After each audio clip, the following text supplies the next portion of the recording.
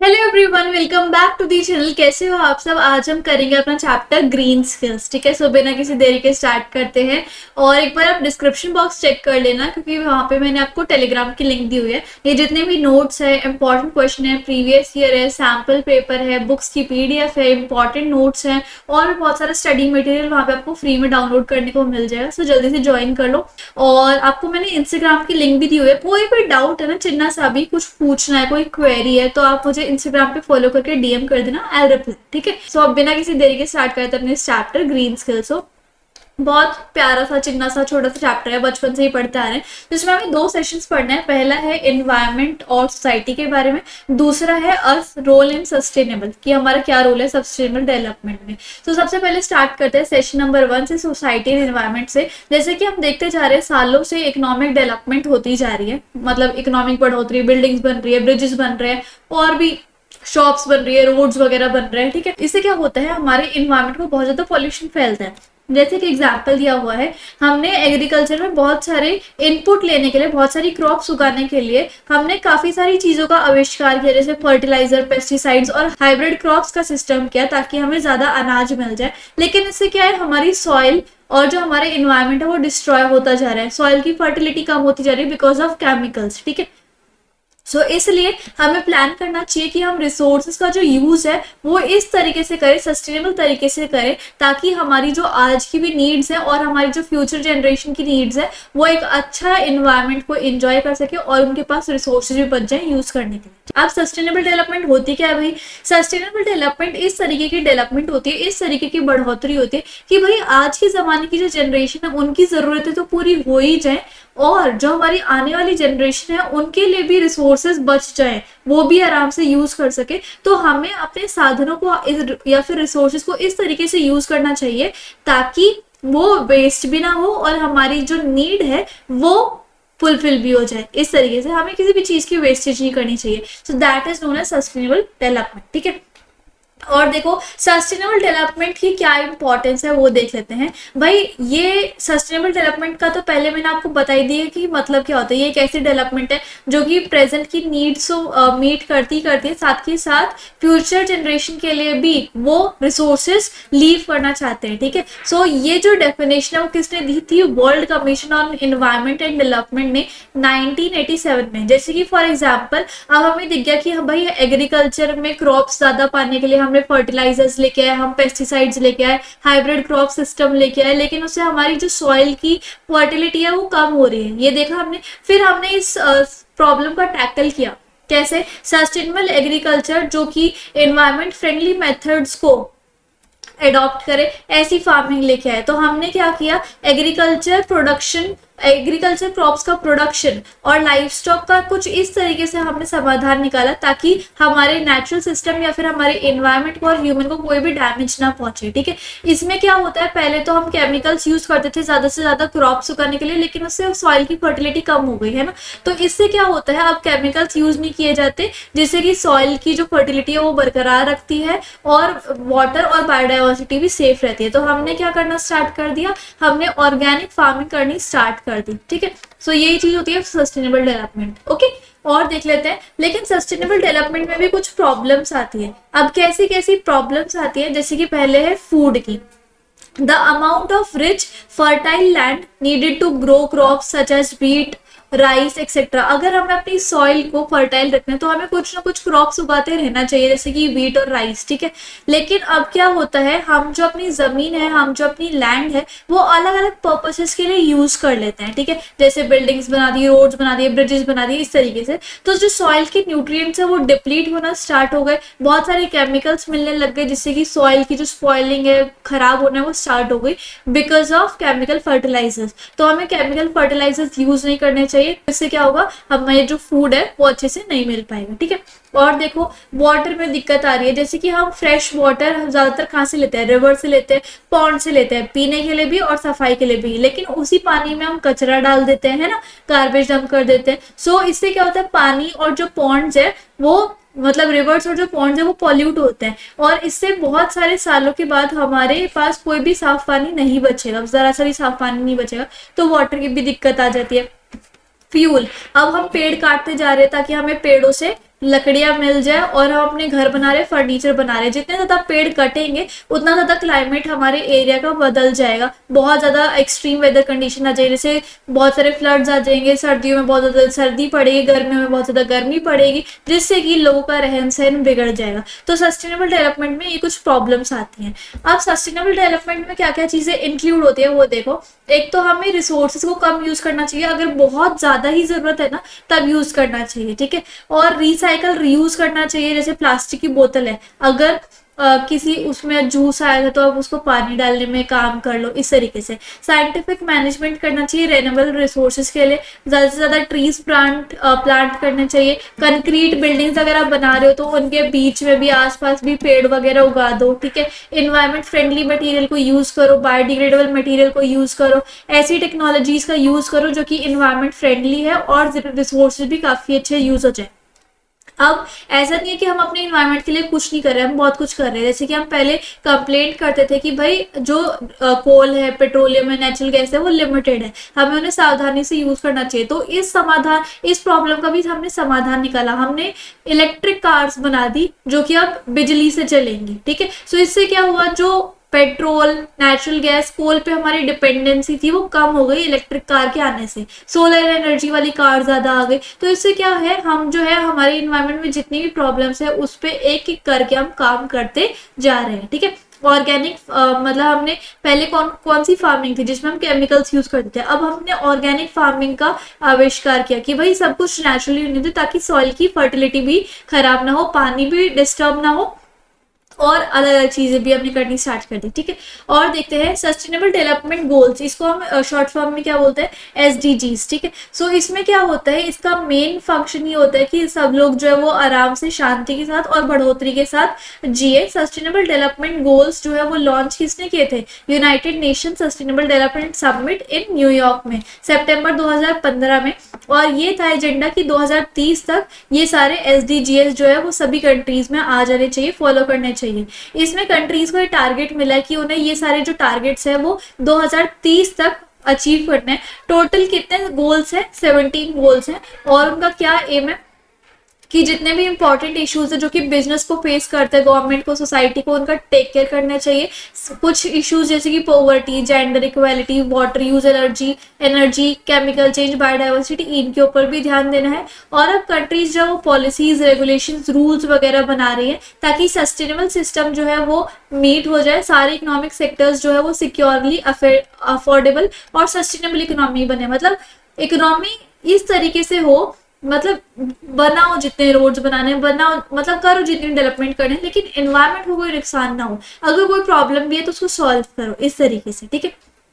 और देखो sustainable development initiatives में क्या है, आप जैसे प्लास्टिक बैन कर दिए गए थे म्युनिसिपल कॉर्पोरेशन ऑफ मैंगलोर ने, तो एक इनोवेटर और एक एंटरप्रेन्योर है मिस्टर अवस्थ हेज, उन्होंने एक इको फ्रेंडली अल्टरनेटिव को अपनाया। उन्होंने 100% बायोडिग्रेडेबल बैग बनाया प्लास्टिक बैग की जगह, जो कि हॉट वाटर में डिजोल्व भी हो जाता है और नेचुरल इन्वायरमेंट में डिकम्पोज भी होता है। आज वो बहुत सारी कंट्रीज में यूज हो रहा है और इन्वायरमेंट को हेल्प करता है। एक और इनोवेटर का आइडिया है जिन्होंने प्लास्टिक स्पून, फॉक्स वगैरह को स्टॉप करना, यूज को इस्तेमाल जो वो करना स्टॉप कर दिया। उनका नाम क्या है, नारायणा पीसापते, ठीक है। उन्होंने एक बहुत अच्छी सी कटलरी बनाई जो कि एक धान्य से बनी हुई है, ग्रेन से बनी हुई है, और जिसमें स्पून जो होती है उसको आप खा भी सकते हो, और अगर नहीं खानी तो इजीली डिकम्पोज भी हो जाएंगी और सॉइल जो है वो उससे एनरिच भी हो जाएगी। तो ऐसे ऐसे जो इनोवेटर्स है वो इन्वायरमेंट को सेव भी हो जाएंगे और हमारी प्रॉब्लम्स का समाधान भी निकल जाएगा, हमारे पास ऑल्टरनेटिव भी आ जाएंगे, ठीक है।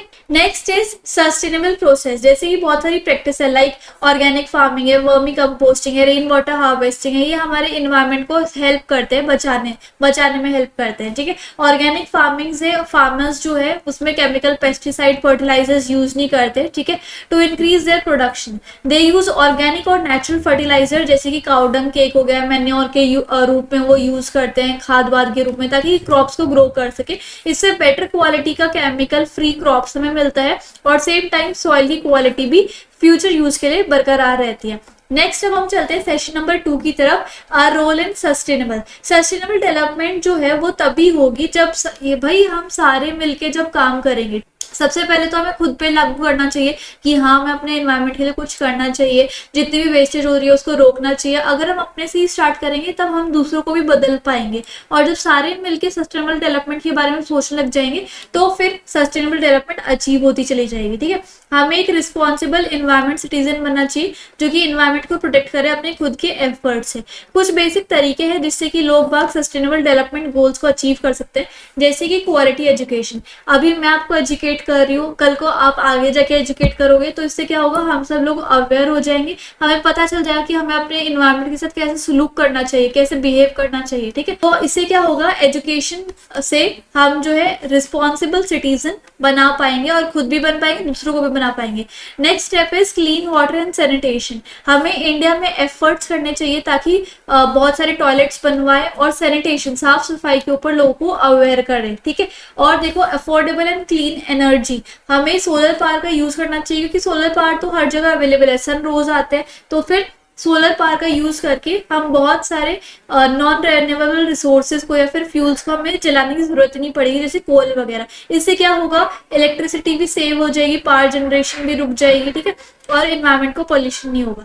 उसके बाद decent work and economic growth, हम अच्छी अच्छी जॉब्स पढ़ के अच्छी अच्छी जॉब्स कर सकते हैं, हम अपना ख्याल रख सकते हैं, अपनी फैमिली का ख्याल रख सकते हैं, हम अपनी सोसाइटी में कंट्रीब्यूट कर सकते हैं, अपनी खुद की मेहनत से हम स्किल्स को डेवलप कर सकते हैं और अपनी कम्युनिटी में वैल्यू प्रोवाइड कर सकते हैं।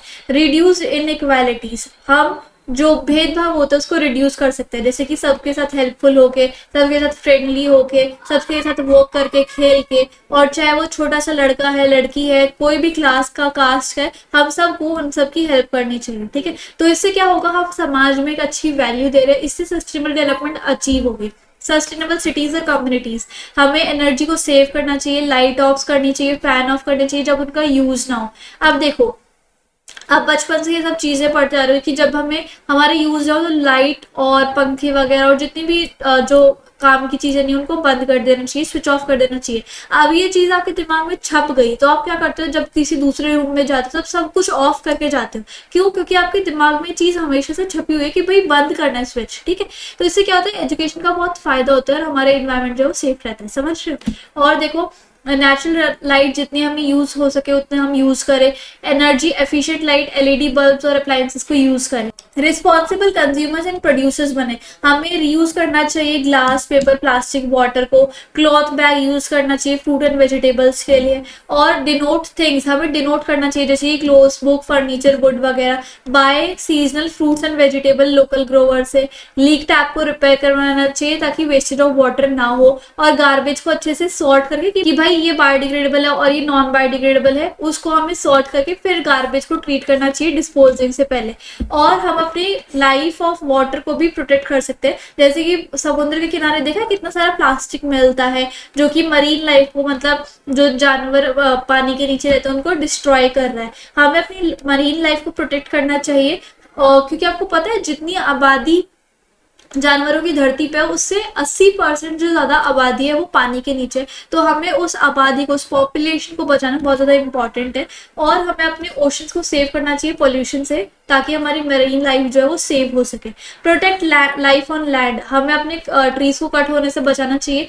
अगर ट्रीज कट हो गए तो सोयल इरोजन की प्रॉब्लम आएगी, लैंड जो है वो सूखी सूखी रहेगी और कल्टीवेशन भी नहीं कर पाएंगे। तो इसलिए हमें बहुत सारी ट्रीज प्लांट करने चाहिए, और ये जो है एक सस्टेनेबल डेवलपमेंट की तरफ एक अच्छा सा स्टेप होगा। ठीक है, सो इस तरीके से, अच्छा जैसे कि मान लो ट्रीज आपको कट करने भी है, जैसे कभी फर्नीचर बनाना होता है, टिम्बर की कल्टीवेशन होती है, और कभी कभी हमें पेड़ों को काटना पड़ता है मेडिसिनल पर्पस के लिए। तो ऐसे खेतों की या फिर ऐसे फॉरेस्ट की अलग फॉरेस्ट्री होनी चाहिए, अलग एरिया को डिनोट करना चाहिए। ठीक है, और जो हरे भरे जिसका और बाकी जो नॉन यूजफुल ट्रीज हैं उनको एक अलग जगह पे करना चाहिए। जिनका प्रोडक्शन वाला काम है वो ट्रीज अलग प्लांट करनी चाहिए, जो नॉन प्रोडक्शन वाले हैं उनको अलग प्लांट करना चाहिए। तो इस तरीके से हम अपने सस्टेनेबल डेवलपमेंट को अचीव कर सकते हैं। तो आई होप आपको आज का लेक्चर समझ में आया होगा। टेलीग्राम एंड इंस्टाग्राम पे फॉलो कर लेना। सो अब हम स्टार्ट कर लेते हैं अपना एंटरप्रेन्योरियल स्किल्स। ये क्या होता है, जो बिजनेसमैन होते हैं ना, जो एंटरप्रेन्योर्स होते हैं, जो किसी टाइप का बिजनेस करते हैं, उनके पास ये खूबी होती है, क्वालिटीज होती है कि भाई कैसे कैसे कौन सा प्रोडक्ट बनाना चाहिए, उसको कैसे बेचना चाहिए, कैसे कस्टमर्स की डिमांड को पूरा करना है। तो ये सारी स्किल्स एक बिजनेसमैन के अंदर, एक एंटरप्रेन्योर्स के अंदर होनी चाहिए ताकि वो अच्छा प्रॉफिट कमा पाए। अब ऐसी कौन कौन सी स्किल्स होती हैं, अब आगे जाके आप जैसे बहुत सारे बच्चे बिजनेस की लाइन में जाएंगे, है ना, वो बिजनेस करना सीखेंगे, तो उनके पास ये सारी स्किल्स होनी जरूरी है। अब ऐसी कौन कौन सी स्किल्स है जो आपको एक अच्छा बिजनेसमैन या फिर एक अच्छा एंटरप्रेन्योर बना सकती है, उसके बारे में हम पढ़ेंगे। ठीक है, टेलीग्राम पे जरूर फॉलो कर लेना और इंस्टाग्राम पे भी। टेलीग्राम पे क्या होगा, ये सारे नोट्स आपको वहीं पे मिल जाएंगे, साथ के साथ इंपॉर्टेंट क्वेश्चन भी, और इंस्टाग्राम पे आप कोई भी डाउट मुझसे पूछ सकते हैं। ओके, तो चलो स्टार्ट करते हैं। तो ये सारे टॉपिक्स अभी हम पढ़ेंगे इस वाली पीपीटी में। तो इसमें क्या है, एंटरप्रेन्योरशिप एंड सोसाइटी पढ़ लेते हैं। तो एंटरप्रेन्योर्स कौन होते हैं, जो मार्केट में अपना बिजनेस करते हैं, यानी कि बिजनेसमैन। ठीक है, मार्केट एक ऐसी जगह होती है जहाँ पर जो लोग बाग होते हैं वो अपने प्रोडक्ट्स को बाय करते हैं, सर्विसेज को भी बाय करते हैं, और ऐसे भी लोग होते हैं जो उन प्रोडक्ट्स को बेचते भी हैं। ठीक है, when people are buying and selling from each other, जब लोग बाग एक दूसरे से खरीदते और बेचते हैं, तब ये हर एक के लिए बहुत ज्यादा हेल्पफुल होता है, क्योंकि यहाँ पर जितने भी लोग हैं, उसमें जितने भी लोग मार्केट के अंदर इन्वॉल्व है, उन सबसे पैसे का सर्कुलेशन जो है वो चलता रहता है। ठीक है, इसलिए एंटरप्रेन्योर्स जो है वो किसी एरिया को ग्रो करने में और किसी सोसाइटी को भी ग्रो करने में हेल्प करते रहते हैं। ठीक है, क्योंकि पैसे का इन्वॉल्वमेंट वहां पे चलता रहता है। व्हाट डू एंटरप्रेन्योर्स जो when they run their business, कि ऐसा एंटरप्रेन्योर्स क्या करते हैं जिससे कि वो अपना बिजनेस जो है वो रन करते हैं। सबसे पहले वो कस्टमर की जितने भी नीड्स होते हैं उनको फुलफिल करते हैं।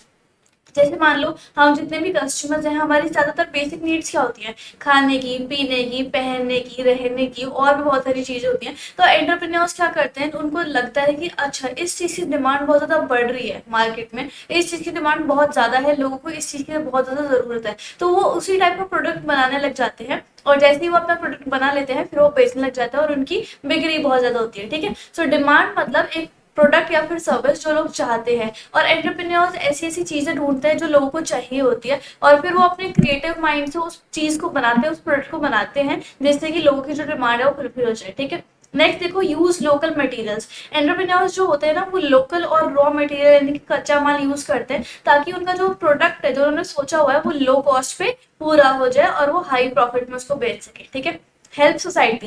एंटरप्रेन्योर्स जो है, जो बिजनेसमैन है, वो सोसाइटी में एक पॉजिटिव रिलेशनशिप बनाने की सोचते हैं। कैसे, जैसे उनको प्रॉफिट्स होता रहता है तो सोसाइटी को बेनिफिट करने लग जाते हैं। एंटरप्रेन्योर्स जो है वो इन्वायरमेंट को सेव करने लग जाते हैं, अपनी मनी जो है वो देते हैं ताकि स्कूल्स बनवा सके, हॉस्पिटल बनवा सके। इस तरीके से जो लोग बाग आसपास, उनके आसपास रह रहे, उनकी सोसाइटी में रहते हैं, वो उनकी जो सोसाइटी है वो ज्यादा बेटर बनने लग जाती है। साथ ही साथ वो क्रिएट जॉब्स करते हैं। अब जैसे मान लो आप हो, आगे जाके आपका बिजनेस ग्रो हो जाएगा, तो लोग बाग, यानी कि जितना बड़ा आपका बिजनेस होता जाएगा, तो आप जो है वो लोगों को हायर करने लग जाओगे। ठीक है, हर टाइप के लोगों को आप हायर करोगे, जिससे कि उन्हें भी थोड़ा बहुत पैसे का इनकम या फिर इनकम उनका सोर्स हो जाएगा, अच्छा हो जाएगा, तो वो लोग भी काफी ज्यादा वेल्दी हो जाएंगे। आगे जाके वो एक कंफर्टेबल लाइफ जी सकेंगे। ठीक है, तो आप क्रिएट जॉब भी करते हो अगर आप एक अपना खुद का बिजनेस करते हो तो। ठीक है, नेक्स्ट देखो, लोअर प्राइस ऑफ प्रोडक्ट। जैसे जैसे एंटरप्रेन्योर्स जो है वो सेम प्रोडक्ट को बेचते रहेंगे, तो उस प्रोडक्ट का जो प्राइस है वो नीचे चला जाएगा। जैसे मान लो सारे एंटरप्रेन्योर्स मोबाइल फोन बेचने लगते हैं, तो मोस्टली क्या होता है, मोबाइल फोन्स का जो इंडिया में कॉस्ट होता है वो कम हो जाता है। ठीक है, इस तरीके से। आगे देखो, भारती द ज्वेलरी क्वीन। ये एक स्टोरी है एक लड़की की जिसका नाम भारती है, और वो ज्वेलरी क्वीन, उसको एक दर्शाया गया है टाइटल से। उसकी क्या स्टोरी है कि भारती ने, एक यंग वुमेन है बिहार की, और बहुत सी उन्होंने, भारती ने नोटिस किया कि उनके एरिया में जितनी भी लड़कियां हैं ना, ज्यादातर लड़कियों को इयररिंग्स पहनना बहुत ज्यादा पसंद है। ठीक है, तो उन्होंने क्या किया, एक फार्मर से जूट लेके आई, और उससे, उस जूट से बहुत सारे इयररिंग्स उन्होंने बना दिए, और उनका जो बिजनेस है वो किस नाम से है, मानवी नेचुरल हैंडीक्राफ्ट्स। ठीक है, और उन्होंने देखा कि बहुत सारी वुमेन्स जो है ना, उनके विलेज में उनके पास काम नहीं है, तो उन्होंने अब 2 वुमेन्स को हायर कर लिया ताकि वो उसकी हेल्प कर सके, भारती की। और जैसे जैसे उसके ऑर्डर्स बढ़ते गए तो उन्होंने और ज्यादा जूट बाय किया, और उसके बाद उन्होंने 3 वुमेन्स को और हायर कर लिया। फिर जो फार्मर है और जो वुमेन है वो अब ज्यादा पैसे भी कमा रहे हैं। ठीक है, तो इससे क्या है, जैसे एक इंसान जो है वो बिजनेस करने लग जाता है, उसका बिजनेस ग्रो होने लग जाता है, फिर साथ ही साथ पूरी सोसाइटी का भी भला हो जाता है, उनके पास भी पैसा आने लग जाता है। ठीक है, ओके नेक्स्ट देखो, सेशन नंबर 2 में हमें पढ़ना है qualities and functions of entrepreneur. Entrepreneur के क्या क्या क्वालिटीज एंड फंक्शन है। सो एंटरप्रेन्योर को कॉन्फिडेंट होना चाहिए, उसको अपने अंदर बिलीव होना चाहिए, और उसको अलग अलग टाइप के बिजनेस डिसीजंस लेने चाहिए, ठीक है। और यहाँ पर देखो, अगर एक आइडिया काम नहीं करता तो उसको कहना चाहिए कोई बात नहीं, हम नए नए आइडियाज को ट्राई करेंगे। और उसके बाद देखो, running my business is difficult, business को रन करना डिफिकल्ट है, लेकिन मैं फिर भी पेशेंट रहूंगा और मुझे भी सक्सेस मिलेगी। इस तरीके से मोटिवेटेड रहना चाहिए। I had creative and different solution to the problem, मैं क्रिएटिव हूँ और मेरे पास हर प्रॉब्लम के अलग अलग सॉल्यूशंस है और इसलिए मैं सक्सेसफुल हूँ। तो मतलब एक बिजनेसमैन को अलग अलग टाइप के सॉल्यूशंस देखते रहना चाहिए हर एक प्रॉब्लम के लिए, ठीक है। तो ऐसी कुछ क्वालिटीज होनी चाहिए। अब एक एंटरप्रेन्योर के क्या क्या फंक्शंस है वो भी देख लेते हैं। सबसे पहले तो डिसीजन लेता रहता है अपने बिजनेस के रिगार्डिंग, ठीक है, और डेली की डेली डिसीजन लेने पड़ते हैं। अपने बिजनेस को मैनेज करता है कि कैसे कैसे फ्यूचर में हमें काम करना है। उसके बाद अपनी इनकम को डिवाइड करता रहता है, अलग अलग जगह पर इन्वेस्ट करता रहता है, रिस्क लेता रहता है कि अगर कुछ भी मतलब रिस्क हो, जैसे कि फायर, लॉस आइटम और थेफ्ट हो, तो उसके रिगार्डिंग उसको मेजर्स लेने होते हैं। और क्रिएट अ न्यू मेथड और आइडिया और प्रोडक्ट, उसको नए नए आइडियाज प्रोडक्ट वगैरह बनाने रहने चाहिए नए नए, ठीक है। तो ये कुछ फंक्शंस होते हैं। अगला देखो, मिथ्स अबाउट द एंटरप्रेन्योरशिप। कुछ ना मिथ्स होते हैं, कुछ ऐसे ही लोग बाग सोचने लग जाते हैं कि बिजनेस तो ऐसा होता है, बिजनेस तो वैसा होता है, लेकिन कैसे कैसे मिथ्स होते हैं लोग बाग के अंदर वो देख लेते हैं। तो सबसे पहला मिसकंसेप्शन ये है कि हर आइडिया, हर बिजनेस आइडिया थोड़ा अलग होना चाहिए, थोड़ा स्पेशल होना चाहिए। ऐसा नहीं है, ठीक है। बस आपका काम करने का थोड़ा तरीका अलग होना चाहिए, ठीक है। ऐसा हो सकता है कि आपका बिजनेस आइडिया और किसी और का बिजनेस आइडिया सेम हो, लेकिन आपका काम करने का तरीका अलग हो, उनका काम करने का तरीका अलग हो, सो मतलब वो एक्सेप्टेबल होता है, ठीक है। The misconception we have is that person needs a lot of money to start a business। एक सबसे बड़ा मिसकंसेप्शन या फिर अंधविश्वास ये है कि अगर हम कोई भी बिजनेस स्टार्ट करेंगे तो हमें बहुत सारा पैसा चाहिए। ऐसा कुछ भी नहीं होता, आप बिजनेस जो है वो कम से कम रेट में भी स्टार्ट कर सकते हो, ठीक है। एक अगला मिसकंसेप्शन ये है कि that only a person having a big business is called an entrepreneur, कि जिस भी इंसान का सबसे बड़ा बिजनेस हो जाता है सिर्फ वही एंटरप्रेन्योर कहलाता है। ऐसा कुछ भी नहीं होता, जिनके छोटे बिजनेस भी होते हैं ना वो भी एंटरप्रेन्योर कहलाते हैं, ठीक है। और ये भी मिसकंसेप्शन है कि जो एंटरप्रेन्योर्स है वो हमेशा से मतलब पैदाइशी एंटरप्रेन्योर्स होते हैं, वो बनाए नहीं जाते। ऐसा नहीं होता, एक एंटरप्रेन्योर जो है वो इस लेवल से स्टार्ट करता है और धीरे धीरे जैसे उसको एक्सपीरियंस होता जाता है वो इस लेवल पे पहुंच जाता है। तो मतलब वो पैदाइश भी ऐसे नहीं होते, उनके अंदर स्टार्टिंग से ये सब स्किल्स नहीं होती, वो धीरे धीरे काम को सीखते हैं और आगे बढ़ते जाते हैं। ये कुछ मिसकंसेप्शन थे और उसके सॉल्यूशन मैंने आपको बताया। नेक्स्ट देखो, entrepreneurship as a career option. तो करियर क्या होता है बेसिकली? करियर एक ऐसा काम की लाइन होती है, एक वर्क ऑफ लाइन, एक लाइन ऑफ वर्क होती है जो एक पर्सन जो है वो करता है। जैसे मान लो आपको कंप्यूटर की लाइन में बहुत ज्यादा इंटरेस्ट है, तो आप क्या करोगे कि बीएससी, बीटेक या फिर बीसीए कर लोगे, उसके बाद उसकी मास्टर्स कर लोगे, फिर पीएचडी कर लोगे, तो वो आपको करियर लाइन होगा कि आपने कंप्यूटर्स में अपनी करियर लाइन बनाई है, ठीक है। आप तो वो चीज आपका करियर हो जाती है कि आप एक चीज के अंदर फोकस हो और उसी को अपना करियर बनाना चाहते हो, उसी से आप अपना पैसा कमाना चाहते हो। नेक्स्ट चीज होती है कि एक इंसान किस किस चीजों से अर्न कर सकता है अपनी लिविंग को, मतलब कैसे कैसे वो पैसा कमा सकता है। या तो वो खुद से अपना पैसा कमाएगा बिजनेस करके, या फिर वो कहीं पे नौकरी करके पैसा कमाएगा, जिसको हम क्या कहते हैं, वेज एम्प्लॉयमेंट। अगर वो नौकरी करता है या फिर अगर खुद से पैसा जनरेट करता है तो उसको हम क्या कहते हैं, सेल्फ एम्प्लॉयमेंट, ठीक है। A person who becomes an entrepreneur goes through a career process. एक पर्सन अगर कोई बिजनेसमैन बन जाता है या फिर एंटरप्रेन्योर बन जाता है तो वो एक प्रोसेस के, एक करियर प्रोसेस के थ्रू जाता है। और वो प्रोसेस कैसा होता है? सबसे पहले तो वो एंटर करता है किसी मार्केट में। ये अब मैं आपको एक एंटरप्रेन्योर का या फिर एक बिजनेसमैन का प्रोसेस बता रही हूँ, करियर प्रोसेस, ठीक है। तो जैसे ही एंटरप्रेन्योर स्टार्टिंग करता है तो वो बस मार्केट में एंटर करता है, ये उसका पहला काम है। जैसे मान लो संजना है, ठीक है, उसने एक आसपास की लोकेलिटी में एक छोटा सा ग्रोसरी स्टोर खोल लिया। उसके बाद अगला स्टेप होता है सर्वाइव, कि उस मार्केट में सर्वाइव करना, ठीक है। कई लोग क्या होता है कि अरे यार 1 महीना हो गया दुकान तो चल ही नहीं रही, तो भाग जाते हैं अपनी दुकान बंद करके या फिर छोड़ देते हैं क्योंकि उन्हें प्रॉफिट नहीं दिखता। तो उस मार्केट में सर्वाइव करना बहुत ज्यादा इंपॉर्टेंट होता है। There are many entrepreneurs in the market, market में बहुत सारे एंटरप्रेन्योर्स आपको देखने को मिलेंगे और उन सारे एंटरप्रेन्योर्स को उस कॉम्पिटेटिव मार्केट में रहना ही पड़ेगा।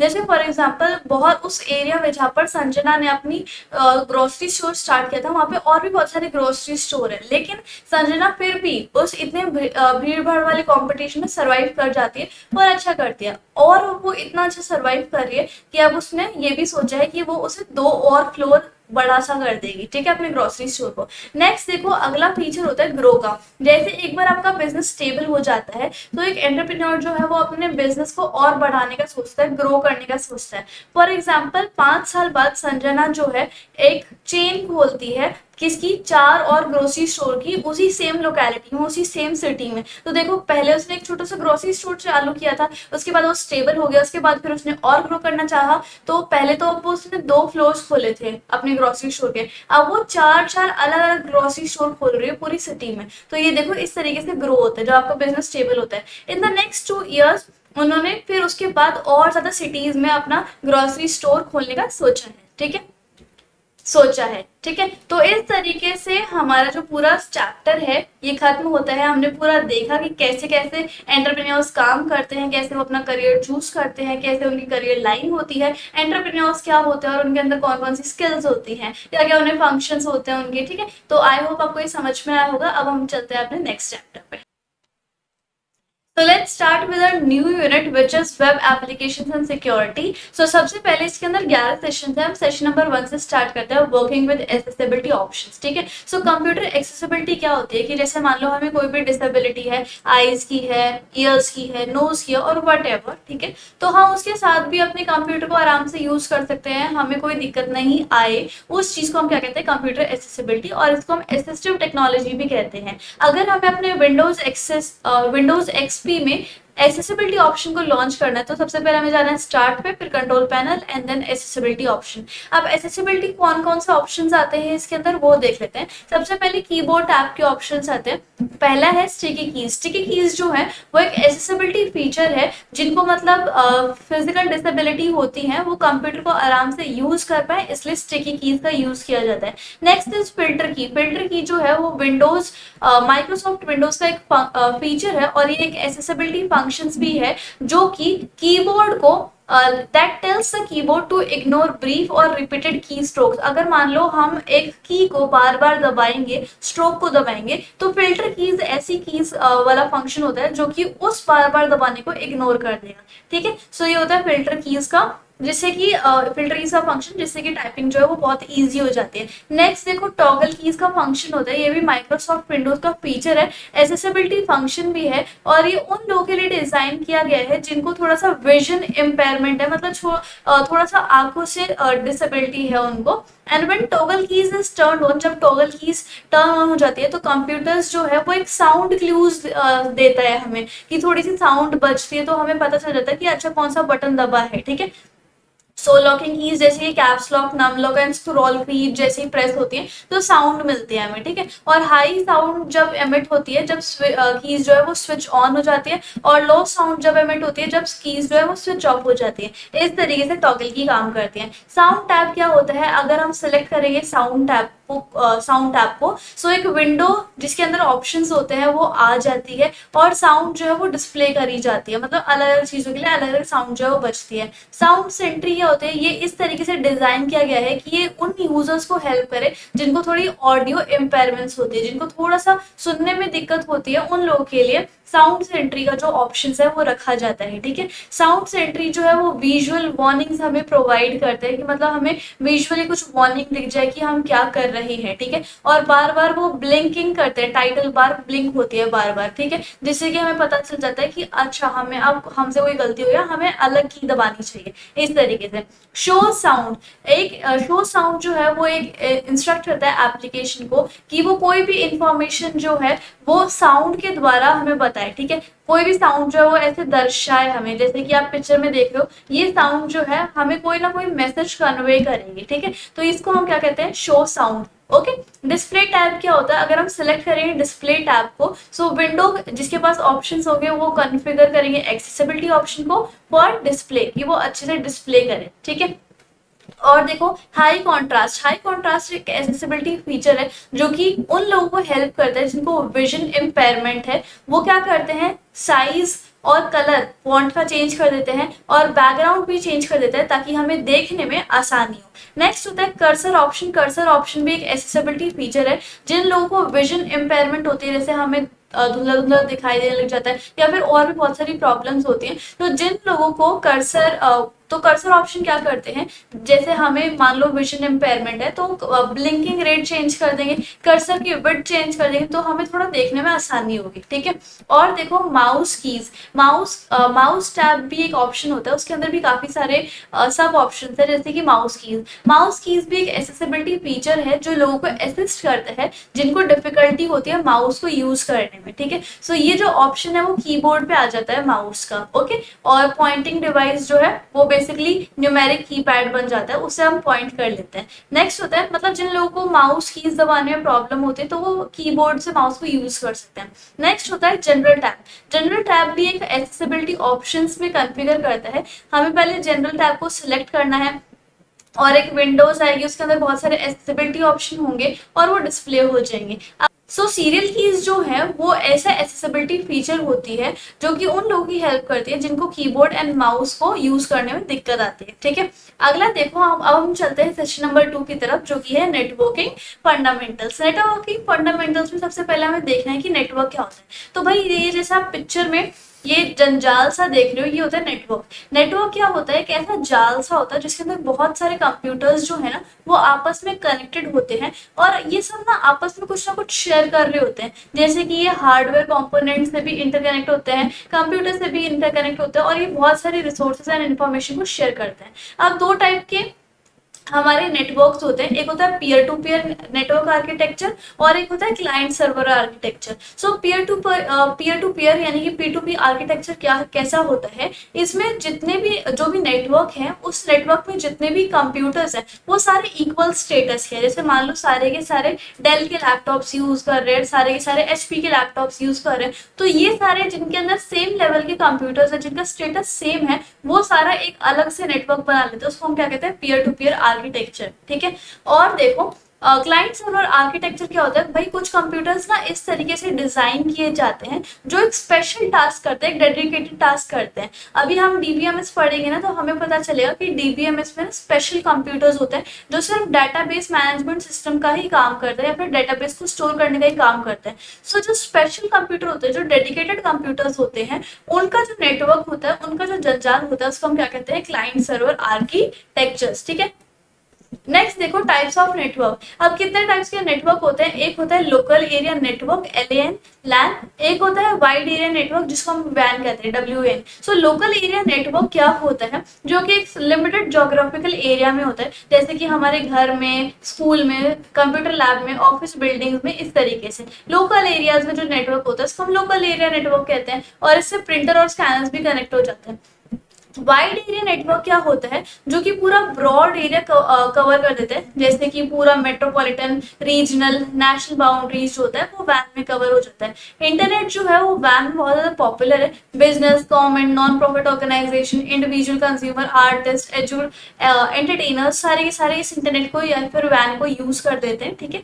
और इंटरनेट क्या होता है, इंटरनेट ना एक ग्लोबल सिस्टम होता है, मतलब पूरे ग्लोब में यूज होता है और इसमें बहुत सारे कंप्यूटर नेटवर्क जो है आपस में इंटरकनेक्ट होते हैं। ये इंटरनेट का एक रूल्स होते हैं जिसको हम इंटरनेट प्रोटोकॉल कहते हैं, उसके तहत इंटरनेट चलता है, जिसके थ्रू, उन रूल्स के through several of billion of users world wide internet को यूज कर पाते हैं, ठीक है। It is the network of network. Internet जो है वो नेटवर्क ऑफ नेटवर्क होता है जो कि बहुत सारे millions of public, private, academic, business and government networks को आपस में कनेक्ट करके या फिर जोड़े रखता है। सो ये था वाइड एरिया नेटवर्क के बारे में और इंटरनेट के बारे में। अब हम आगे बढ़ते हैं।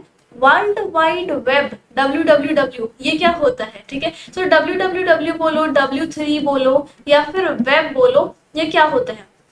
सो WWW ना, आपने कोई भी वेबसाइट देखी होगी वो WWW से स्टार्ट होती है, www.google.com, इस तरीके से, है ना। सो ये क्या होता है, ये इससे बेसिकली हमारी एक वेबसाइट या फिर वेब पेज खुलता है ठीक है। और उस वेब पेज के अंदर क्या होता है, टेक्स्ट होता है, इमेजेस होते हैं, वीडियोस होते हैं, बाकी मल्टीमीडिया होती है, और उसके अंदर लिंक्स भी होती हैं, हाइपर लिंक्स भी होती हैं। सो www से बेसिकली एक वेबसाइट या फिर वेब पेज बनता है जिसके अंदर टेक्स्ट, इमेजेस, वीडियोस, मल्टीमीडिया और हाइपर लिंक्स होती हैं, ठीक है।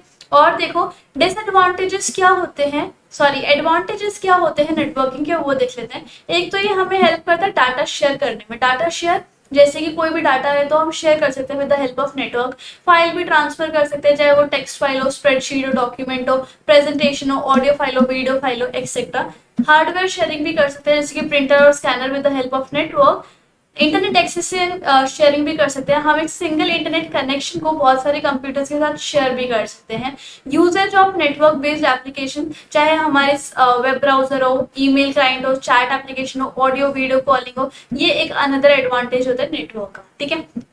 अगला देखो getting access to the internet, हम कैसे एक्सेस कर सकते हैं इंटरनेट से, हमारे घर में इंटरनेट कैसे आ पाएगा। तो भाई बहुत सारी ऑर्गेनाइजेशन या फिर बहुत सारी ऐसे सर्विस प्रोवाइडर्स होते हैं जैसे कि आपका एयरटेल हो गया, जियो हो गया, वोडाफोन हो गया, बीएसएनएल हो गया। बीएसएनएल की फुल फॉर्म देखो, भारत संचार निगम लिमिटेड, ठीक है। और इंटरनेट सर्विस प्रोवाइडर क्या होता है, इसको हम शॉर्ट फॉर्म में आईएसपी बोलते हैं। ये एक ऐसी टाइप की ऑर्गेनाइजेशन होती है जिसमें कि जो कि हमें इंटरनेट प्रोवाइड करती है, या तो किसी राउटर की वजह से, मॉडेम की वजह से। जैसे कि आपके घर में जो वाईफाई लगा हुआ है भाई, उसको एक डब्बा सा आता है ना, उसको हम मॉडेम कहते हैं या फिर राउटर भी बोल सकते हो, तो वो चाहिए हमें। और एक हमें वायरलेस कनेक्शन भी हमारे पास होता है, ठीक है। तो मॉडेम भी हमने देख लिया, इसको हम मॉड्यूलेटर या फिर डीमॉड्यूलेटर भी कह देते हैं, ठीक है।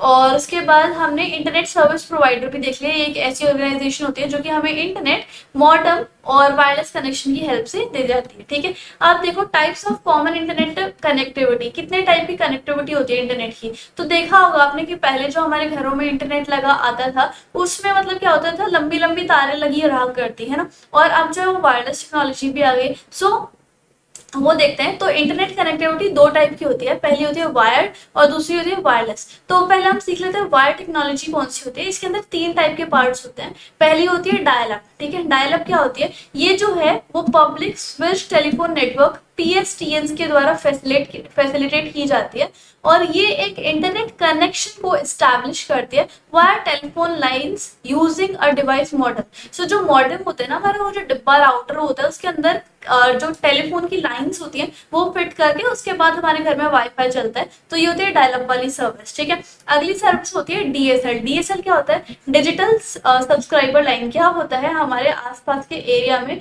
एक टेलीफोन बूथ होता है, बेसिकली टेलीफोन लाइन होती है, उसके उन लाइंस के थ्रू हमारे घर में इंटरनेट आता है। सो उसको हम क्या कहते हैं, डीएसएल।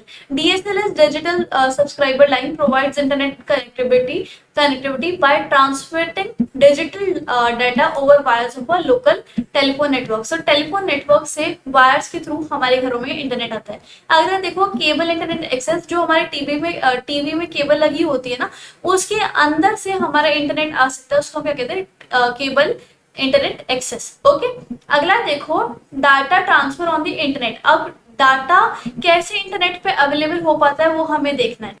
जो डाटा है वो ना, मतलब data is a kind of information, raw information भी हो सकती है और मीनिंगफुल इंफॉर्मेशन भी हो सकती है। डाटा को ना छोटी छोटी बिट्स के अंदर बांटा जाता है, छोटे छोटे पीसेस के अंदर बांटा जाता है, और वो पीसेस ना एक पैकेट के अंदर स्टोर रहते हैं। जैसे चिप्स जो है वो चिप्स के पैकेट के अंदर होता है ना, वैसे ही डाटा भी ना एक छोटे छोटे पैकेट्स के अंदर बंद होते हैं, ठीक है। और उन डाटा के पैकेट्स के ऊपर ना कितना हेडर चिपका रहता है, उस हेडर पे ये लिखा होता है कि वो जो पैकेट है वो कहाँ से आया है, कहाँ पे वो जाएगा और कितनी देर में पहुंचेगा, कहाँ पे वो फिट होगा, ठीक है। तो हर पैकेट ना बहुत सारे कंप्यूटर से गुजरता हुआ जाता है जब तक वो अपना रास्ता या फिर अपनी फाइनल डेस्टिनेशन नहीं ढूंढ लेता, ठीक है। एट अ डेस्टिनेशन, जैसे ही वो अपनी डेस्टिनेशन में पहुंच जाता है तो उस पैकेट को चेक किया जाता है कि कहीं वो मिसिंग या फिर डैमेज तो नहीं है। अगर मान लो वो मिसिंग या फिर डैमेज है तो एक मैसेज भेज दिया जाता है कि उस पैकेट को दोबारा भेजो, ठीक है, क्योंकि ये मिसिंग या फिर डैमेज है। और ये सारे काम ना सेकेंड के अंदर होते हैं, ठीक है। अगला सेशन देखो, इंट्रोड्यूसिंग टू इंस्टेंट मैसेजिंग। इसकी शॉर्ट फॉर्म होती है IM, और ये एक ऐसा साधन है जिसके थ्रू हम इंटरनेट पे कम्युनिकेशन कर सकते हैं, बातचीत कर सकते हैं, ठीक है, सेंडर और रिसीवर के बीच में। और इसके अंदर हम audio chat, video calling, conferencing, desktop भी शेयर कर सकते हैं।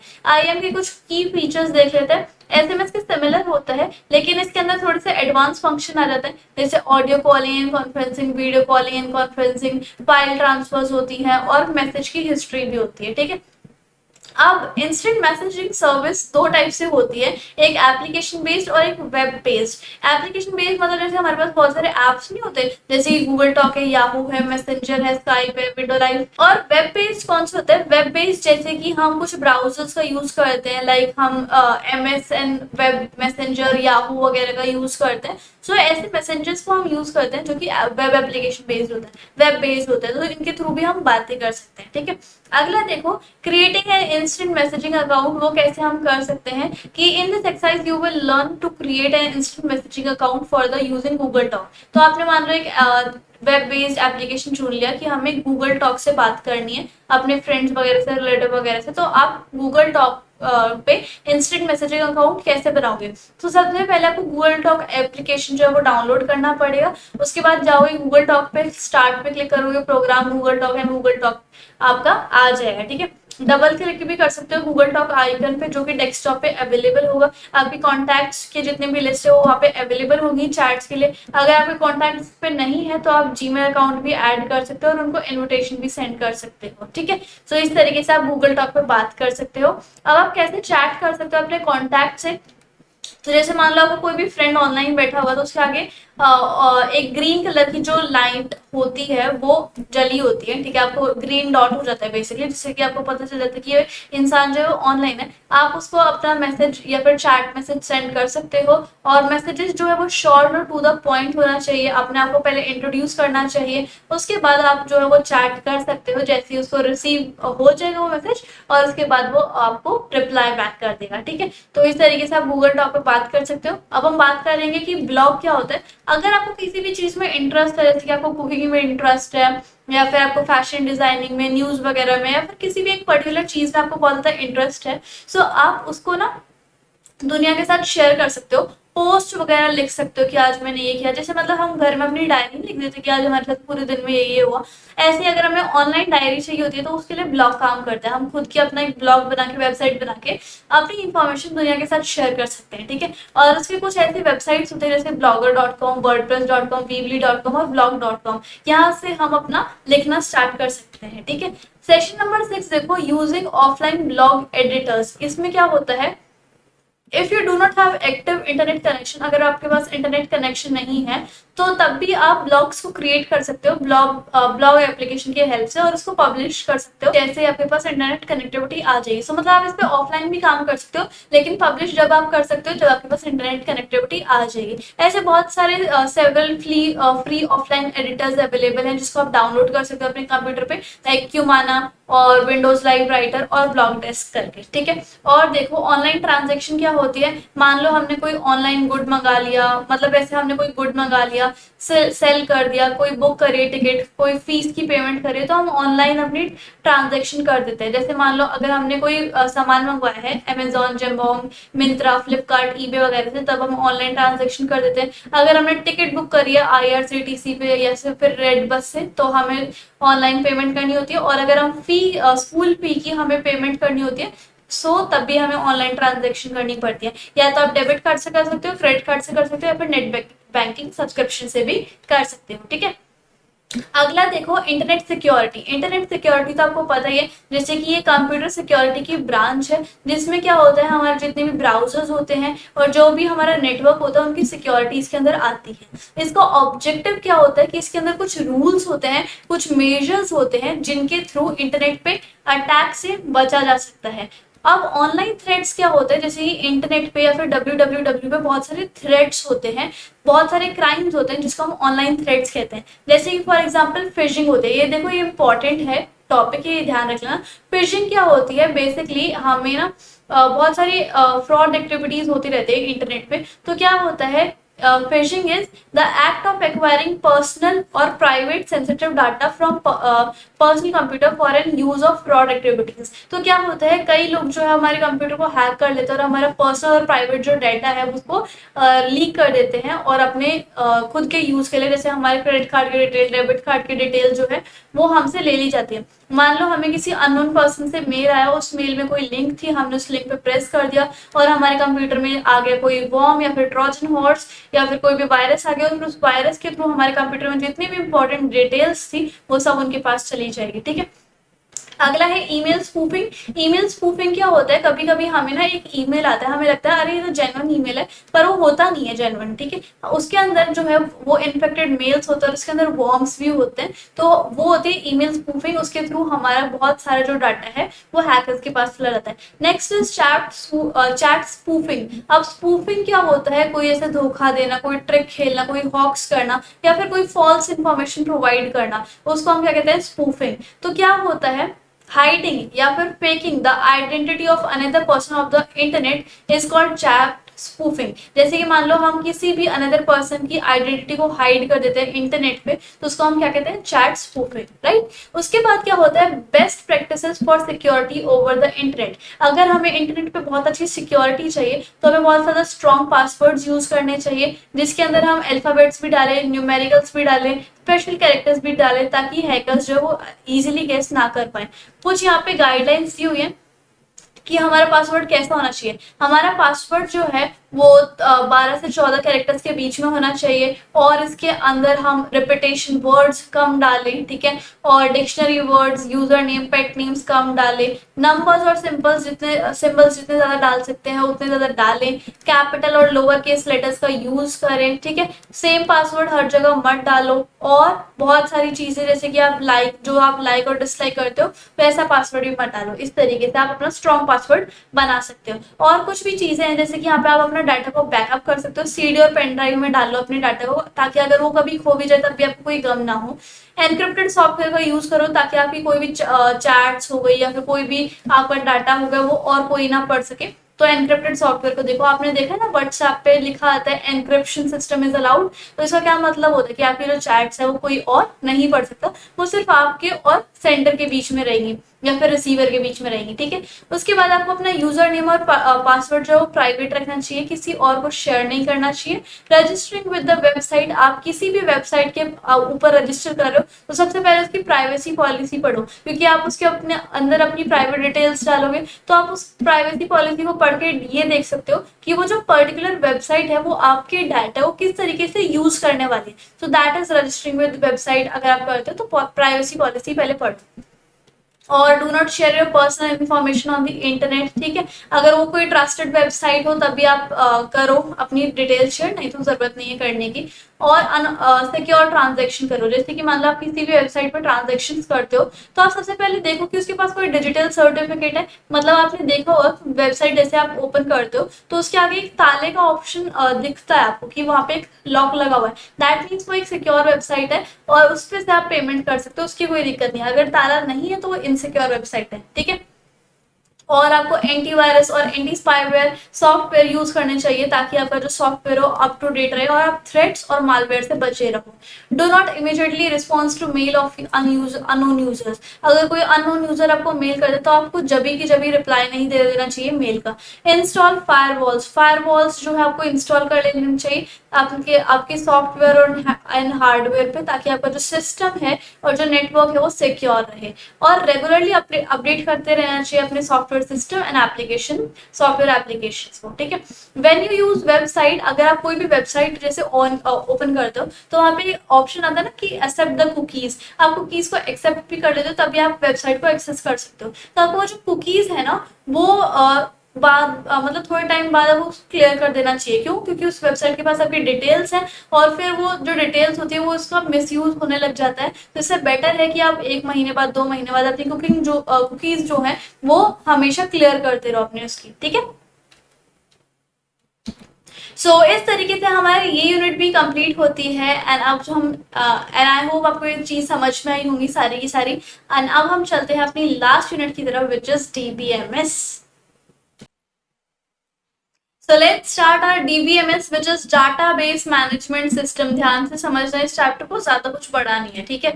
तो डाटाबेस क्या होता है भाई? डाटा का बेस। अब जैसे तुम ये लगा लो, फेसबुक है, व्हाट्सएप है, इंस्टाग्राम है, कितने सारे बिलियंस ऑफ यूजर्स है, स्नैपचैट है ना, तो कितने कितने कितने सारे यूजर्स है उसके ऊपर, समझ रहे हो। उन सभी यूजर्स का यूजर नेम क्या है, पासवर्ड क्या है, ईमेल क्या है, उनकी डेट ऑफ बर्थ क्या है, उनका जेंडर क्या है, ये सब स्टोर करना। और उन्होंने कितनी चैटिंग की है, कौन कौन सी डेट की चैटिंग की है, कितनी audios and videos and photos share करी हैं, क्या क्या पोस्ट किया है, क्या क्या स्टोरीज लगाई है, वो सारा डाटा स्टोर करके रखना कोई आसान बात थोड़ी ना है ना। तो वो सारा डाटा किसके अंदर स्टोर होता है? डाटाबेस के अंदर स्टोर होता है। किसके अंदर स्टोर होता है? डाटाबेस के अंदर। फेसबुक कंपनी के अपने अलग डाटाबेस है, व्हाट्सएप कंपनी के अपने अलग डाटाबेस है, इंस्टाग्राम कंपनी के अपने अलग डाटाबेस है। तो ये सारे डाटाबेस क्या होता है? डेडिकेटेड कंप्यूटर्स होते हैं। ये डाटाबेस एक स्पेशल टाइप के कंप्यूटर्स होते हैं, और ये जो स्पेशल टाइप के कंप्यूटर्स होते हैं ना भाई, ये जो डाटाबेस होते हैं ना भाई, ये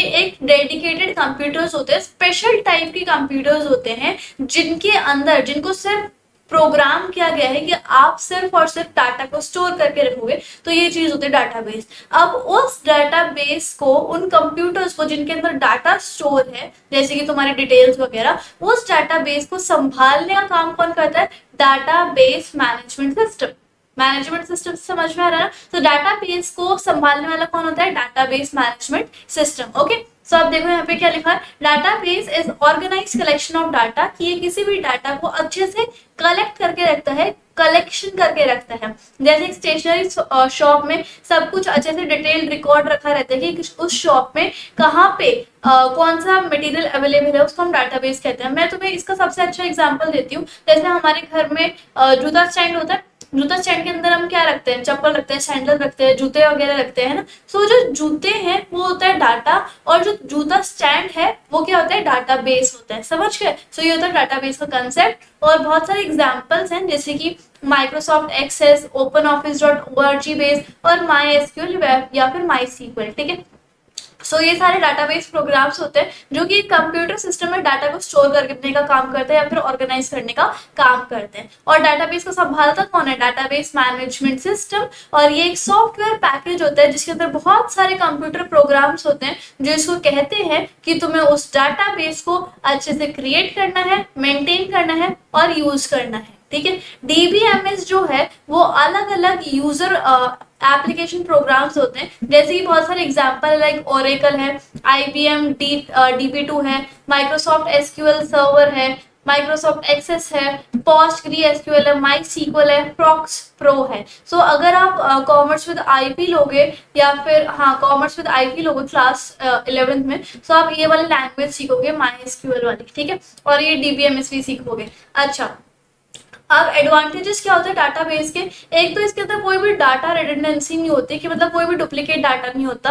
आपको कहते हैं जैसे आप मान लो कि यूजर नेम आप लिखते हो, जैसे मान लो आप अपना इंस्टाग्राम में एक नया अकाउंट बना रहे हो, तो इंस्टाग्राम के न्यू अकाउंट पे आप कोई भी यूजर नेम अपना मनचाहा लिखते हो, तो उसमें आ जाता है ना, sorry this username is already taken away. So ये इसका फायदा होता है कि डाटाबेस में वो जो यूजर नेम है वो पहले ही किसी का है, तो अब वो डाटाबेस वो जो यूजर नेम है वो आप नहीं कर सकते। तो इसलिए यहाँ पे बोला हुआ है कि डाटाबेस के अंदर कोई भी डुप्लीकेट डाटा नहीं है, उसका कोई भी चांस नहीं हो सकता। शेयरिंग ऑफ डाटा हम कर सकते हैं डाटाबेस के अंदर। डाटा इंटीग्रिटी मतलब डाटा जो है वो एक्यूरेट और कंसिस्टेंट होता है डाटाबेस के अंदर। और डाटा सिक्योरिटी मतलब सिर्फ जो ऑथोराइज यूजर्स है, जिनके पास पार है, वो ही उस डाटाबेस को एक्सेस कर सकते हैं। आप एक यूट्यूब पे वीडियो देखना कि गूगल के डाटाबेसेस कैसे हैं, तो आप देखोगे वहां पे इतनी सारी लेयर्स है सिक्योरिटी की, और जिन लोगों को एक्सेस है सिर्फ वो ही डाटाबेस को छू सकते हैं, उसको ठीक कर सकते हैं, उनको मेंटेन कर सकते हैं। सो डाटा की सिक्योरिटी बहुत ज्यादा होती है डाटाबेस के अंदर, ठीक है।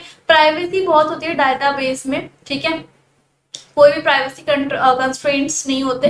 बैकअप एंड रिकवरी, इनके अंदर ऑटोमेटिकली बैकअप और रिकवरी का भी चांस होता है, और मतलब कि अगर खो जाए, कुछ लॉस्ट हो जाए, तब भी रिकवर हो जाएगा। डाटा कंसिस्टेंसी की मतलब बहुत सारी मिसमैच कॉपीज हो जाती है कभी कभी सेम डाटा की, इस तरीके से, ठीक है। और देखो डाटा जो है अब वो दो टाइप्स का होता है, दो टाइप से ऑर्गेनाइज किया जाता है डाटाबेस के अंदर। जैसे कि एक होता है फ्लैट फाइल के रूप में और एक होता है रिलेशनल के रूप में। तो डाटा किस तरीके तरीके से ऑर्गेनाइज किया जाता है फ्लैट फाइल के रूप में कि वो एक सिंगल टेबल में अरेंज कर दिया जाता है और इसके अंदर लेस अमाउंट ऑफ डाटा आ पाता है। सिंगल टेबल में तो काफी इतना डाटा आ पाता होगा, है ना। और रिलेशनल में क्या होता है कि जो डेटा होता है वो बहुत सारे टेबल्स में स्टोर होता है। टेबल्स में जैसे कि बहुत सारी रोज होती है, कॉलम्स होते हैं, तो उसके अंदर बहुत large amount of data store हो जाता है। सो डाटा जो है वो डाटाबेस में फ्लैट फाइल में भी स्टोर हो सकता है, लेकिन उसके अंदर कम डाटा आता है, और रिलेशनल में भी स्टोर होता है, उसके अंदर ज्यादा डाटा आता है, ठीक है।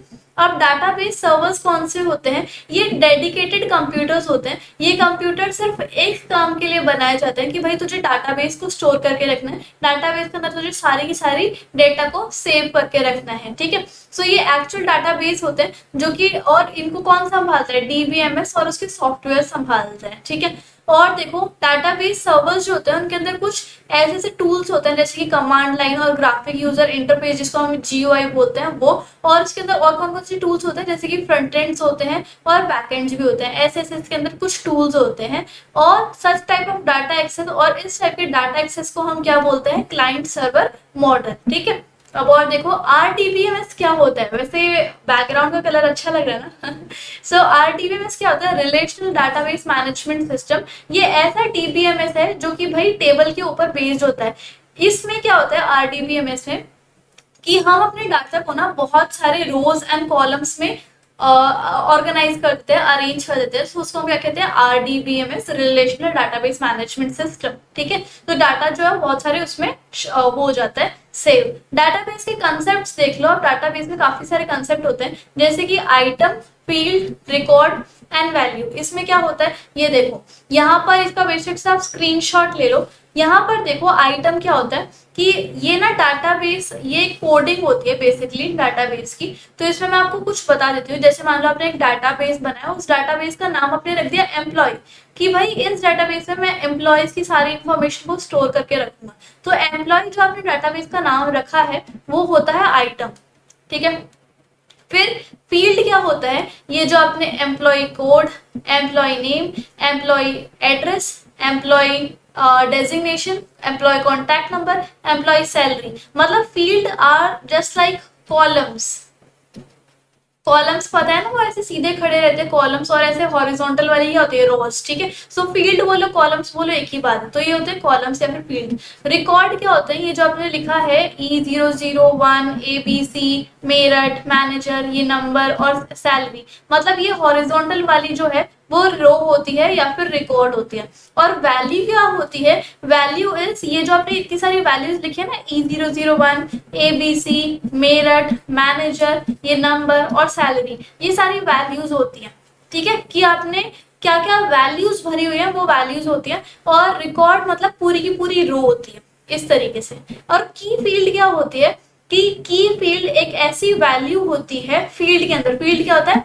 की फील्ड एक ऐसी वैल्यू होती है कॉलम्स के अंदर जो कि बहुत ज्यादा यूनिक हो। अब देखो ऐसा हो सकता है कि हर कंपनी में 2-3 टाइप के एम्प्लॉयज हैं जिनका सेम एड्रेस है, सेम नेम है, सेम टाइप की सैलरी है। तो हम उसको यूनिकली आइडेंटिफाई कैसे करेंगे? हो सकता है कि आप जिस क्लास में पढ़ते हो उस क्लास में बहुत सारे बच्चों का नाम सेम हो, क्लास भी सेम हो गई, ठीक है, आपका सेक्शन भी सेम हो गया। तो हम हर बच्चे को यूनिकली आइडेंटिफाई कैसे करेंगे? जैसे कि मान लो सक्षम नाम के बहुत सारे बच्चे आपकी क्लास में, ठीक है, उनकी 10th क्लास है और सारे सक्षम की सेक्शन भी सी है। तो हम हर सक्षम को कैसे यूनिकली आइडेंटिफाई करेंगे? उनका रोल नंबर से, कि इस वाले सेक्शन का रोल नंबर 0 है, इसका 1 है, इसका 2 है, इस तरीके से। सो की फील्ड क्या होता है? ऐसी की वैल्यू जो सबको यूनिकली आइडेंटिफाई करे, ठीक है। सो ये कुछ डाटाबेस के कंसेप्ट मैंने आपको बताया कि आइटम क्या होता है, फील्ड क्या होता है, रिकॉर्ड क्या होता है, रिकॉर्ड क्या होता है, वैल्यू क्या होती है, ठीक है। इंपॉर्टेंट क्वेश्चन देखो कि डाटा कैसे ऑर्गेनाइज होता है आरडीबीएमएस की उसमें। तो आपको पता होना चाहिए कि टेबल की फॉर्म में अरेंज होता है data in database management system, relation वाले में, ठीक है। और कॉलम्स एंड फील्ड की, कॉलम्स और फील्ड तो मैंने आपको बता ही दिया क्या होता है, ठीक है।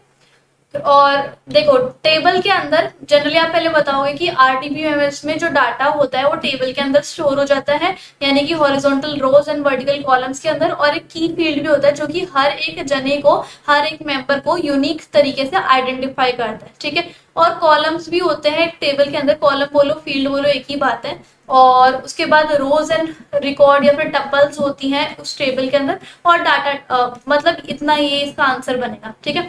अब हम पढ़ते हैं अपना डाटा टाइप्स। डाटा टाइप्स क्या होते हैं? सो जनरली डाटा बेस में ना कुछ डाटा टाइप्स होते हैं। कैसे कैसे डाटा टाइप्स होते हैं?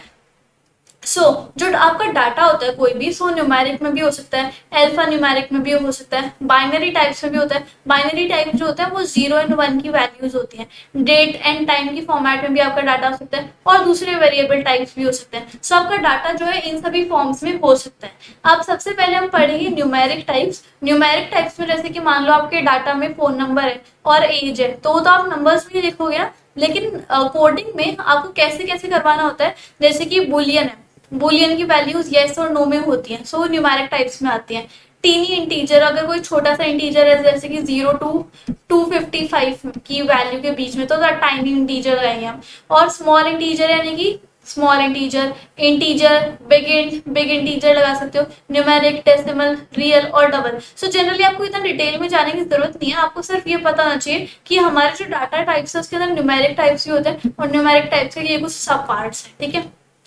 अल्फा न्यूमेरिक में क्या होता है? लॉन्ग वैरकर। अगर आपको टेक्स्ट लिखवाना है, अगर आपको लॉन्ग टेक्स्ट लिखवाना है तो आप लॉन्ग वैरकर लगाओगे, छोटा टेक्स्ट लिखवाना है तो कैर लगाओगे। और वैरकर लगवाना हो कि मतलब अगर स्पेसिफाइड लेंथ का ही टेक्स्ट लिखवाना है, जैसे कि मान लो आपको किसी बच्चे का नेम फील्ड करवाना है, तो आपने उसमें लगा दिया वैरकर नेम, और वैरकर नेम लगा के आपने लिख दिया कि उसकी लेंथ जो है नेम की वो अराउंड 30 वर्ड से ज्यादा लंबा नेम नहीं होना चाहिए, 30 अल्फाबेट से। सो इस तरीके से।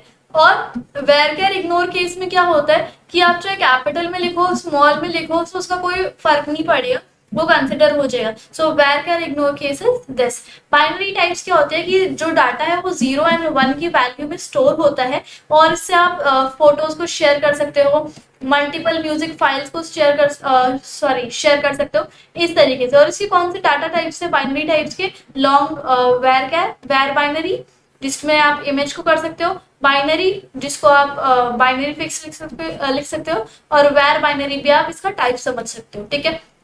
डेट एंड टाइम भी इसके अंदर होता है डाटाबेस के अंदर, एक वैल्यू, ठीक है, जिसमें आप डेट ऑफ बर्थ भी स्टोर करवा सकते हो, डेट ऑफ एडमिशन भी स्टोर करवा सकते हो। और उसके स्टोर करवाने के लिए कुछ डाटा टाइप्स की होते हैं, जैसे कि डेट होता है जिसमें आप मंथ, डे, ईयर लिखवा सकते हो। टाइम होता है जिसमें आप सेकेंड, मिनट और आवर्स लिखवा सकते हो। टाइम स्टैम्प भी हो जाता है जिसमें आप डेट एंड टाइम की इंफॉर्मेशन को स्टोर करवा देते हो।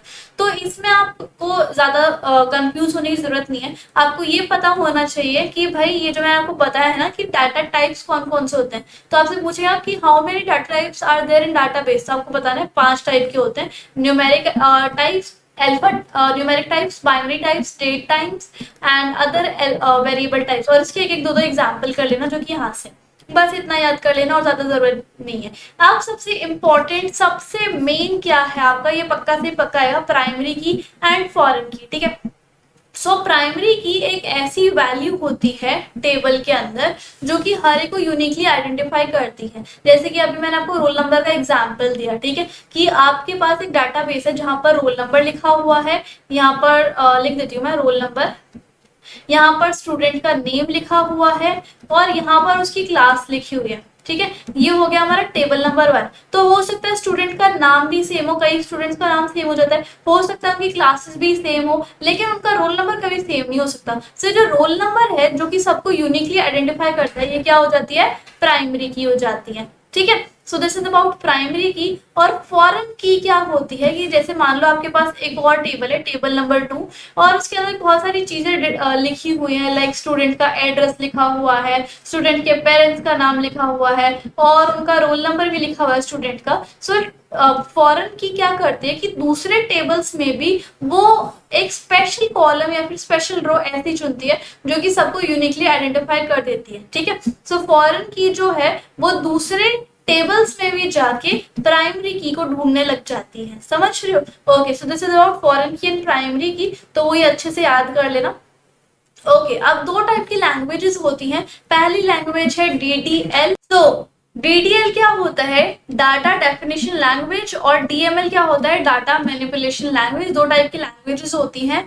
और डीडीएल में क्या होता है, इसको हम डाटा डेफिनेशन या फिर डिस्क्रिप्शन लैंग्वेज भी कह देते हैं। इसके अंदर कुछ कमांड्स होती हैं, ठीक है। कैसी कमांड होती है डाटाबेस की, जिससे कि आप अपने डाटाबेस को क्रिएट कर सकते हो, मॉडिफाई कर सकते हो और रिमूव कर सकते हो, ठीक है। जैसे कि क्रिएट करने की जो कमांड होती है वो क्रिएट होती है, मॉडिफाई करना है तो एल्टर कमांड होती है, मतलब कोडिंग होती है, और डिलीट करना है तो ड्रॉप कमांड आप यूज करते हो। सो इसको हम कौन सी लैंग्वेज कहते हैं, डीडीएल लैंग्वेज, ठीक है। और देखो एक होती है DML language, data manipulation language. इसके अंदर कुछ स्टैंडर्ड कमांड्स होती हैं, जैसे कि सिलेक्ट कमांड होती है, जिससे कि आप इंफॉर्मेशन को सिलेक्ट कर सकते हो, इंसर्ट करवा सकते हो इंसर्ट कमांड से, डिलीट करवा सकते हो डिलीट कमांड से, और अपडेट करवा सकते हो अपनी इंफॉर्मेशन को अपडेट कमांड से, ठीक है। और देखो टाइप्स ऑफ डीएमएल भी होती है, procedural and non procedural. Procedural क्या होता है, the user specifies what data is needed and how to get it. Procedural DML में क्या होता है कि आपको यूजर बताता है कि उसको किस टाइप का डाटा चाहिए, कौन सा डाटा चाहिए और कैसे उसको चाहिए। और नॉन प्रोसीजरल क्या होता है, जिसमें यूजर सिर्फ ये बताता है कि कौन सा डाटा उसको चाहिए, ठीक है। अब देखो डीएमएल का एक पॉपुलर लैंग्वेज कौन सी होती है, sequel language, structured query language. और हमें डीबीएमएस को अच्छे से सीखने के लिए या फिर डेटाबेस का अच्छे से कंसेप्ट जानने के लिए हमें MySQL जो लैंग्वेज होती है, जो कोडिंग होती है, वो अच्छे से सीखनी पड़ती है। लेकिन हमारे पेपर में सिर्फ और सिर्फ डीबीएमएस की थ्योरी आएगी, तो वही हमें अच्छे से याद करनी पड़ेगी, समझ रहे हो। अच्छा, अब यहाँ पे देखो, अब हम थोड़ी सी ना एसक्यूएल की कमांड सीख लेंगे, ताकि हमें अगर आए कि चलो तुम 2-3 एग्जांपल्स बता दो सीक्वल की कमांड के कि किससे क्या होता है, या फिर हमें लिखने को आ जाए write a short note on sequel command, या फिर 4-5 सीक्वल कमांड लिख के दिखाओ, तो वो आपको थोड़ा बहुत आ जाए, इसलिए हम सीक्वल की कमांड देख रहे हैं। सो यहाँ पर हम एक डाटाबेस ले रहे हैं जिसमें हमें एम्प्लॉय की आईडी गिवन है, एम्प्लॉय नेम गिवन है, उसका contact number, phone number, contact name, phone number, address, city और कंट्री लिखा हुआ है, ठीक है। सो अब इसमें हम कैसे लिखेंगे कमांड्स को सीक्वल लैंग्वेज में, एसक्यूएल लैंग्वेज में, वो देख लेते हैं, ठीक है। सो हमने ये जो इसका नाम है इस डेटाबेस का, इस डेटाबेस का नाम क्या है, एम्प्लॉय इन्फो नाम है, ठीक है। अब देखो कौन कौन सी होती है। अब हमें अगर क्रिएट एक टेबल बनाना है, किसका टेबल, एम्प्लॉय का टेबल बनाना है, तो हम कौन सी कमांड डालेंगे, क्रिएट की कमांड डालेंगे। कैसे डालेंगे, क्रिएट टेबल एम्प्लॉय इन्फो। हमने एक टेबल को क्रिएट, बेसिकली कमांड डाल रहे हैं, कोडिंग कर रहे हैं, ठीक है। So create table employ info, मान लो आपको कोई और टेबल क्रिएट करना है, सो आप लिखोगे क्रिएट टेबल और उस टेबल का नाम, ठीक है। अगर आपको ये टेबल ही डिलीट करना है, सो आप ड्रॉप की कमांड डालोगे, जैसे कि कैसे लिखोगे, यहाँ पे देखो ड्रॉप डेटाबेस एम्प्लॉय, कि हमें जो एम्प्लॉय का डेटाबेस था वो ड्रॉप करना है, डिलीट करना है, ठीक है। सो कंप्लीट जो भी उस डेटाबेस एम्प्लॉय के अंदर जितनी भी इंफॉर्मेशन थी वो डिलीट हो जाएगी। ड्रॉप टेबल, अगर मान लो हमें कोई टेबल, जैसे पूरा ही डाटाबेस उड़ाना, तो ड्रॉप डाटाबेस और उसका नाम लिख देना। अगर हमें टेबल को ड्रॉप करना हो तो उस टेबल का नाम लिख देना, ठीक है। सो जितनी भी उस टेबल के अंदर इंफॉर्मेशन प्रेजेंट होगी वो डिलीट हो जाएगी। और आपको अपना टेबल डिलीट ही करवाना हो लेकिन उस टेबल की इंफॉर्मेशन डिलीट करवानी है, तो आप क्या करोगे, ट्रुनकेट कमांड का यूज करोगे, ट्रुनकेट टेबल एम्प्लॉय इन्फो, मतलब टेबल का नाम लिख दोगे, ठीक है। और देखो कौन कौन सी कमांड होती है माई सीक्वल के अंदर, एल्टर कमांड। एल्टर कमांड क्या होती है, अगर आपको कुछ भी टेबल के अंदर ऐड करवाना हो, डिलीट करवाना हो, मॉडिफाई करवाना हो, सो आप एल्टर टेबल लिखोगे, उसका नाम लिखोगे और ऐड करके ब्लड ग्रुप और उसका डेटा टाइप लिख दोगे कि ब्लड ग्रुप जो वैरकैर में होगा और उसकी इतनी ज्यादा वैल्यूज आएंगी, ठीक है, इतने टाइप तक। उसके बाद इंसर्ट आप करवाओगे, अगर आपको इंसर्ट रोज करवानी है टेबल के अंदर, सो आप लिखोगे इंसर्ट इनटू एम्प्लॉय इन्फो, और सबसे पहले आप वैल्यूज, रोज आपको इंसर्ट करवानी है, सो आप कैसे वैल्यूज डालोगे कि पहले सीरियल नंबर डाल दिया, फिर नाम डाल दिया, फोन नंबर डाल दिया, मैथिली हाउस नंबर मतलब एड्रेस डाल दिया, फिर दिल्ली और फिर इंडिया। इस तरीके से आपको इंसर्ट करवाना होता है, इस तरीके से आपको एंटर करवाना होता है, ठीक है। अपडेट देखो, अगर आपको कोई भी रिकॉर्ड को मॉडिफाई करवाना है तो आप कैसे करोगे, अपडेट टेबल का नाम लिख दोगे, और आप कैसे अपडेट करवाओगे कि सेट करो एम्प्लॉय नेम आहाना, जिसकी सिटी अहमदाबाद है, जहां पर वेयर एम्प्लॉय आईडी इज 1, जहां पर एम्प्लॉय आईडी 1 है वहां पे एम्प्लॉय नेम सेट कर दो आहाना, उसकी सिटी कर दो अहमदाबाद। इस तरीके से आप अपडेट भी करवा सकते हो। डिलीट करवाना है तो डिलीट फ्रॉम एम्प्लॉय इन्फो करोगे, जहां पर एम्प्लॉय नेम जो है वो प्रीति है। इस तरीके से आप डिलीट भी करवा सकते हो। और मान लो आपको कोई भी चीज सेलेक्ट करवानी है, ठीक है, डेटाबेस में, तो आप कैसे करोगे, ये वाला जो होता है ना स्टार का ऑप्शन, वो आप प्रेस करोगे। जैसे कि this statement is used to select data from database and data return is sorted in result table. So यहाँ पर आप सिलेक्ट करोगे employee ID, employee name from employee info, या फिर आप इस स्टार का यूज कर सकते हो अगर आपको सिलेक्ट करना है एम्प्लॉय इन्फो वाले टेबल से, ठीक है। तो इस तरीके से हमारा जो पूरा का पूरा चैप्टर है, पूरी की पूरी आईटी कोड 402 है, वो कंप्लीट हो चुकी है। एंड आई होप आपको सब कुछ समझ में आया होगा। ये सारे नोट्स एंड इंपॉर्टेंट क्वेश्चन चाहिए तो डिस्क्रिप्शन में टेलीग्राम की लिंक है। कोई भी डाउट है तो इंस्टाग्राम पे फॉलो करके मुझे डीएम कर देना, ठीक है। इस तरीके से हमारा पूरा आईटी कंप्लीट हो जाता है। आई होप आपको पसंद आया होगा। So if you like the video and the explanation then please like, share, comment and subscribe the channel. Thank you so much.